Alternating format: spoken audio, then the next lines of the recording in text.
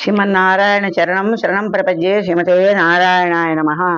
నీలాతుంగస్తనగిరితటీ సుప్తముద్బోధ్య కృష్ణం పారార్ధం సంస్థితి సదసిదమధ్యాపయంతి శ్రోచిష్టాయాం చదిని గలితం yeah బలాత్పుత్య భుంగే గోదాతస్యై నమ ఇదిమిదం భూయ ఏవాస్తు భూయ.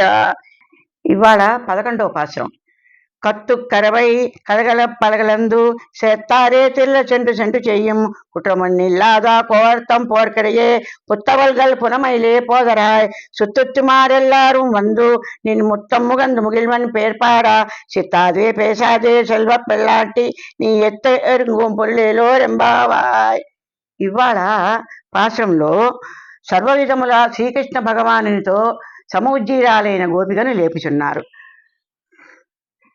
లేత దూడలు కలిగి మందలు మందలుగా ఉన్న పశువుల దగ్గర పాలను పితుకువాడును శత్రువులపై దాడి వెడలి వారి బలమంతటిని నిర్మూలన చేసి దోషము ఇటుమంతయు లేని వాడగు గోపాలునికి కుమార్తెగా అవతరించిన ఓ కనకలతాంగి, పుట్టలో ఉన్న పాము యొక్క పడగవలే ఉన్న నడుము గలదాన, అరణ్యమున పురివిప్పి ఆడే నెమలి యొక్క కాంతి కలిగిన గోపిక, నిదురలేమ్మా, వేగిరం బయటకు వచ్చి నీ శకులందరూ నీ ముంగిట చేరి నీలమేఘశ్యాముడైన కృష్ణ భగవాను యొక్క దివ్యనామములు గానము చేసినను నీవింకను నిదురించుట మంచిది కాదు. కదలక మెదలక నోరైనా మెదపక ఈ రీతిన నిద్రించట్లో నీ అభిప్రాయం ఏమిటమ్మా అని గోపికను పిలుస్తున్నారు.